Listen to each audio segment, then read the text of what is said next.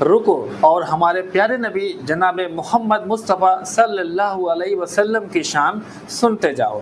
एक बार एक यहूदी अपने हाथ में खजूर की गुठली लेकर आया और बोला कि अगर आप अल्लाह के सच्चे रसूल हैं तो इस गुठली से एक पेड़ बना दीजिए, और सिर्फ दरख्त ही नहीं बल्कि उस दरख्त में खजूर भी लगे होने चाहिए।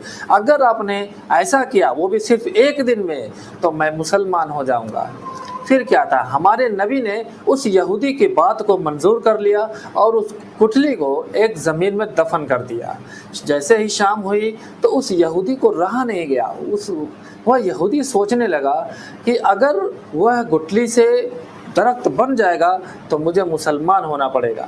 उस यहूदी को रहा नहीं गया और वह उसी जगह पहुंचा जहां पे हमारे नबी ने उस गुठली को एक ज़मीन में दफन किया था। वहां पहुंचा और उस गुठली को उठाकर दूर फेंक दिया। उसके बाद जाकर सो गया। अगले दिन जैसे ही सुबह हुई वो यहूदी भागा भागा उस जगह पहुंचा, और जब वह यहूदी वहाँ पहुँचता है तो उसकी आंखें फटी की फटी रह जाती हैं, क्योंकि वो देखता है कि उस जगह पर एक बहुत बड़ा खजूर का दरख्त लगा हुआ है। सिर्फ दरख्त ही नहीं बल्कि उसमें ताज़े ताज़े फल लगे हुए हैं, यानी खजूर लगे हुए हैं।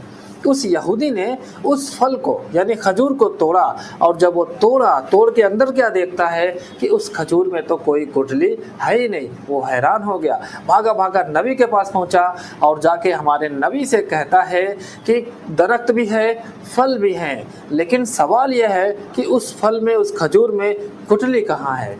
हमारे नबी ने बहुत ही मोहब्बत से कहा कि उसमें गुठली कैसे हो सकती है, गुठली तो तुमने निकाल कर फेंक दी थी।